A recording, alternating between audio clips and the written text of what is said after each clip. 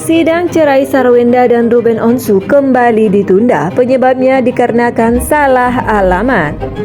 Sarwenda selaku tergugat kembali tak hadir di sidang perceraiannya dengan Ruben Onsu yang digelar pada Selasa 16 Juli 2024. Terkait absennya Sarwenda, pihak Pengadilan Negeri Jakarta Selatan memberi penjelasan. Humas Pengadilan Negeri Jakarta Selatan, Tampanuli Marbun, mengatakan seyogyanya sidang dihadiri kedua pihak, Ruben Onsu dan Sarwenda.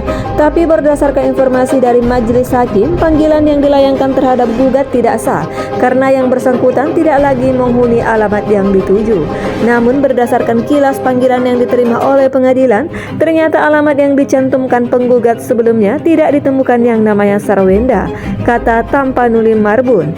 Majelis memerintahkan kepada kuasa penggugat untuk memanggil, menyerahkan kembali alamat baru kepada majelis hakim untuk pemanggilan ulang. Tampanuli menambahkan, menurut Tampanuli, kesalahan alamat yang dituju tidak mengharuskan gugatan itu dicabut. Penggugat hanya perlu mengganti alamat baru sehingga pengadilan bisa kembali melakukan pemanggilan dengan alamat yang baru. Enggak harus dicabut, cukup ada pergantian alamat baru karena alamat yang diberikan pihak tergugat tidak valid. Kami akan melakukan pemanggilan kembali berdasarkan alamat yang baru, jelas Tampanuli. Oleh karena itu, sidang berikutnya sebatas penyerahan alamat yang baru dari pihak penggugat. Setelah itu, pengadilan akan melakukan pemanggilan ulang terhadap Sarwenda selaku tergugat. Iya betul, jadi nanti sidangnya seminggu yang akan datang sebatas penyerahan alamat baru dari kuasa hukumnya. Dengan alamat tersebut, barulah kita memanggil kembali pihak tergugat, ucap Tampanuli. Sementara itu, kehadiran Ruben di sidang kali ini hanya diwakili oleh kuasa hukumnya Tiara. Sayangnya Tiara memilih bungkam perihal persidangan yang sejatinya mengagendakan mediasi. Maaf ya, ucap Tiara seraya berlalu. Di sisi lain, Sarwenda tengah berbahagia karena akhirnya bisa menempati rumah baru yang dibangun dari hasil kerja kerasnya selama ini. Sarwenda pun sempat membagikan proses pembangunan rumah mewahnya itu, di mana terdapat lift dan berbagai fasilitas yang akan mempermudah kegiatan para penghuninya. Sebagai wujud rasa syukur karena rumah barunya sudah rampung, Sarwenda mengadakan pengajian dalam rangka mendoakan supaya rumah itu bisa menjadi tempat tinggal yang baik. Padahal Sarwenda adalah seorang non-muslim yang seharusnya memanggil pendeta ke sana. Hari pertama di rumah, tulis Sarwenda di Instagram. Sarwenda membagikan foto bersama keluarga dan karyawan yang ada di rumahnya. Dalam foto tersebut juga nampak sekelompok anak-anak dari panti asuhan, serta pemuka agama yang sengaja diundang untuk berdoa bersama dalam rangka syukuran. Terlihat para bocah perempuan pun memakai jilbab dan para lelaki mengenakan baju muslim.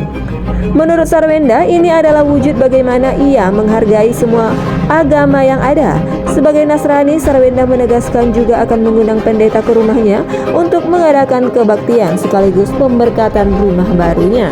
Tetapi kali ini Sarwenda sengaja mengundang tokoh agama Islam karena ada banyak karyawan yang muslim di rumahnya, sehingga Sarwenda berharap para pekerja juga bisa mengikuti pengajian untuk mendoakan rumah barunya. Saya menghargai semua agama. Saya dan keluarga sudah mengatur waktu kapan pendeta kebaktian dan pemberkatan rumah pastinya. Dan karena di rumah saya karyawan mayoritas pengajian, tidak ada salahnya diadakan juga pengajian, jelas Sarwenda.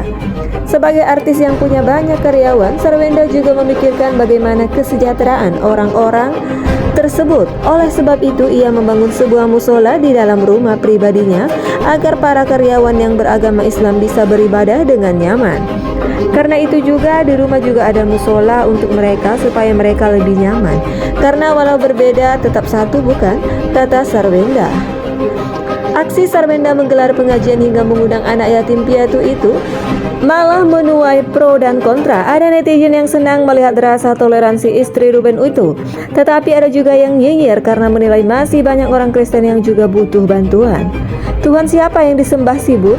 Hanya mengingatkan masih banyak panti asuhan Kristen yang masih membutuhkan uluran tangan, komentar netizen. Ini namanya kebablasan, Bun. Jangan pernah menduakan Tuhanmu, apalagi di dalam rumahmu. Cukup menghargai, tapi tidak perlu sampai melakukan kegiatan keagamaan yang tidak kita yakini, kata yang lain.